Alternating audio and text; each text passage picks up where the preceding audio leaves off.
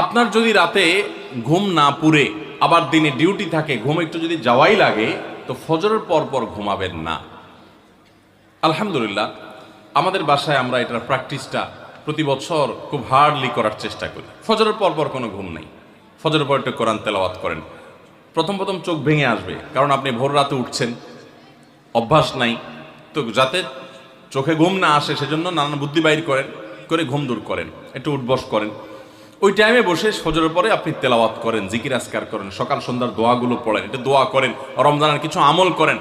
এশাকের নামাজের ওয়াক্ত হয়ে গেছে, 2 রাকাত নামাজ পড়ে এরপর আপনি পারলে দরকার হলে শুয়ে যান, কিন্তু ফজরের পর পর শুয়ে যাবেন না। এটা একটা ভুল, কারণ নবী করিম সাল্লাল্লাহু আলাইহি সাল্লাম সকালের এই সময়টার জন্য দোয়া করেছেন, আল্লাহুম্মা বারিক লি উম্মতি ফি বুকুরিহা, আল্লাহ আমার উম্মত জন্য সকালের সময়টাতে বরকত দান করুন। আর ওই সময় আপনি ঘুমায় থাকছেন। তো রমজান মাসে আমরা এটা একটা ভুল করি, এটা আমরা করব না যথাসম্ভব।